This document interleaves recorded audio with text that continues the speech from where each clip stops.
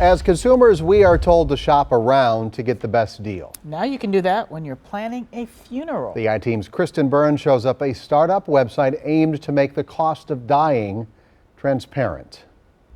When I interviewed a funeral home director in Milwaukee for the story, he told me people don't wake up on a Saturday morning and shop around at funeral homes. A website called Funeralocity.com is changing that. One of our colleagues was planning a funeral and had tremendous problems. She had to start from scratch, didn't know where to begin. Funeralocity's CEO, Ed Michael Reggie, saw friends struggling and founded Funeralocity. The startup launched in April. And a lot of people are just embarrassed to walk into a funeral home and ask for its prices. On the site, you type in your zip code to view funeral homes in your area.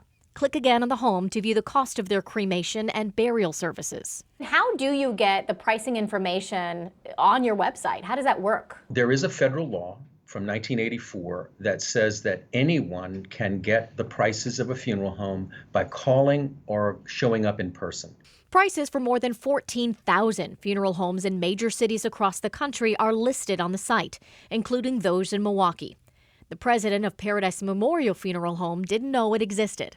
I wasn't aware of it until you brought it to my attention, but it didn't surprise me to find an online platform like that. Both she and the president of Krause Funeral Home say their prices needed to be updated. Was your pricing accurate? Our pricing was not accurate. Are these accurate for right now? These prices we had a price increase September 1st, so they are not accurate. Some of them said, you know what, our pricing is not accurate, it's not right. If that's true, please tell us and we'll correct it. I think that sometimes people just don't like their prices being out there. The founder says Funeralocity doesn't just provide pricing. It offers reviews and highlights funeral homes for excellent leadership and training. What would you say to those funeral homes who say, I didn't know I was even a part of this, and maybe I don't want to be a part of this? It's a great reason to live in America, isn't it? We believe that consumers expect and demand frictionless shopping in the privacy of their own home. They want that. They expect it. I think it's the world we live in.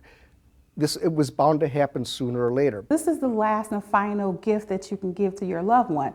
Being an educated consumer is very smart. We reached out to the National Funeral Directors Association, asking its opinion on the startup. A spokesperson told us reviewing prices online is a great way to start, but also urges anyone planning a funeral to meet with a funeral director in person. I'm consumer investigator Kristen Byrne.